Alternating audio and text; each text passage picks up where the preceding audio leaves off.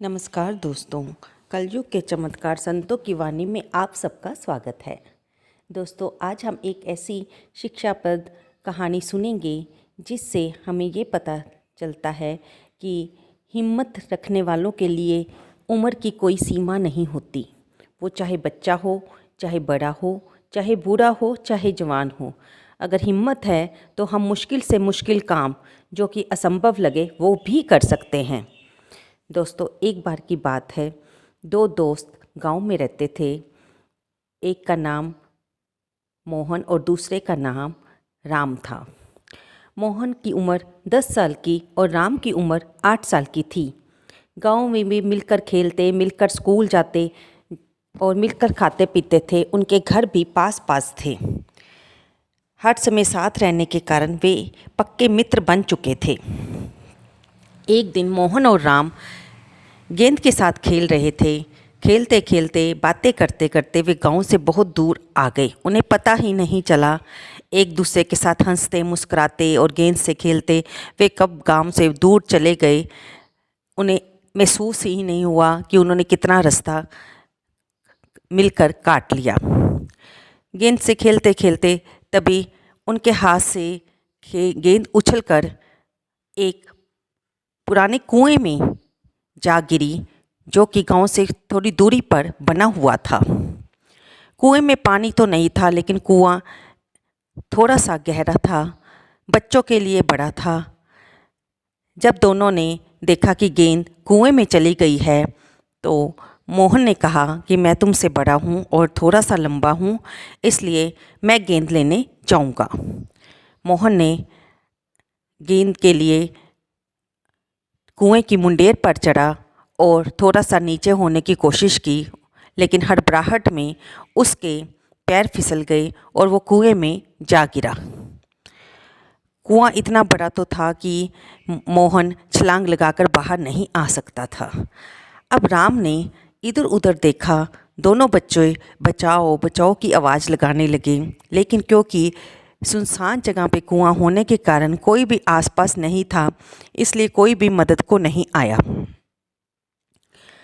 कितनी ही देर वे दोनों बच्चे बचाओ बचाओ कहते रहे और डर के कारण उनकी गले भी सूख गए थे और डर के कारण ही शरीर में से पसीना निकल रहा था। ऐसा लगता था कि शरीर में कुछ सोचने की, कुछ करने की ताकत नहीं रही। राम, जो कि बाहर था, वह इधर उधर भागा कि कहीं से कुछ ऐसा मिल जाए जिससे वह मोहन को बाहर निकाल सके। इसलिए वह इधर उधर थोड़ा आगे जाकर उसने देखा कि एक झाड़ी के पीछे एक बाल्टी और एक रस्सी बनी हुई है, तो शायद वो उस कुएं की ही थी जो कि साइड पे पड़ी थी।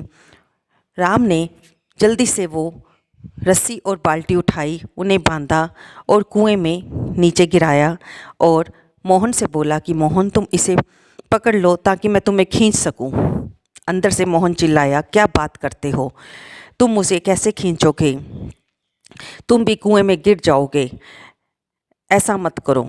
लेकिन राम ने कहा, हमारे पास इतना समय नहीं है, रात होने को है, कोई जंगली जानवर ना आ जाए, तुम जल्दी से इसे पकड़ लो, मैं तुम्हें खींच लूँगा, तुम मुझ पर विश्वास करो। मोहन ने भी कोई और रास्ता ना देखकर बाल्टी को पकड़ लिया और राम ने ऊपर से पूरी ताकत लगाकर उसे खींचा। पहले तो वह सफल नहीं हो पाया, लेकिन उसने अपनी सारी ताकत को जोर लगाकर बार बार खींचने से फिर वो सफल हो ही गया और उसके प्रयास से मोहन बाहर आ गया। अब मोहन और राम, क्योंकि रात हो चुकी थी, डरते डरते, बचते बचाते कि कोई जंगली जानवर ना आ जाए, अपने हाथ में सोटी लिए वे घर की तरफ चल दिए। घर पे गांव में पहुँचे तो वहाँ पर सभी लोग इकट्ठे हुए थे और दोनों के माता पिता रो रहे थे कि हमारे बच्चे ना जाने कहाँ चले गए हैं। जब गांव वालों ने उन बच्चों को आते देखा तो वे बहुत खुश हुए और उनके माता पिता ने उनसे पूछा कि मोहन और राम, तुम कहाँ चले गए थे? हमें बताकर तो जाते, हम तुम्हारे लिए कितने चिंतित थे, तुम्हें क्या हो गया था?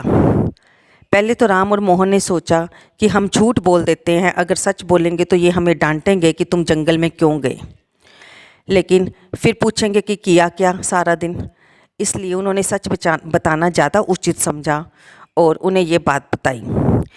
राम और मोहन की बातें सुनकर सभी गांव वाले हंसने लगे कि ऐसा कैसे हो सकता है कि राम ने मोहन को बाहर निकाल लिया, जबकि मोहन राम से तकड़ा है और बड़ा है।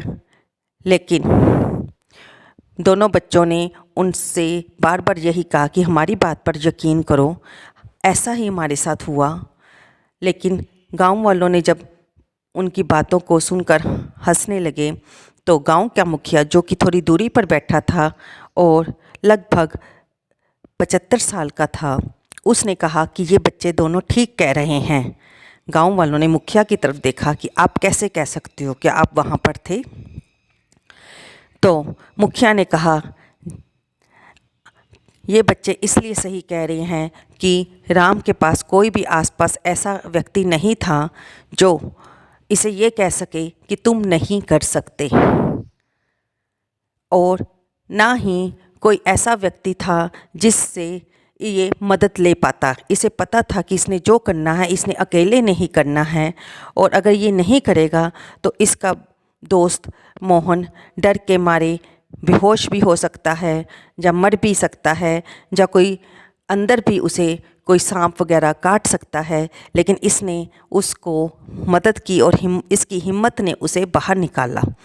और दूसरा ये कि तुम राम के हाथों को देखो, राम के हाथों में लस्सी के खींचने से जो निशान पड़ गए हैं वो निशान इसकी सच्चाई को बयान करते हैं। जब गांव वालों ने ध्यान से देखा तो वे समझ गए कि वाकई ही बच्चे जो कहानी कह रहे हैं वो कहानी नहीं, सच्ची बात है।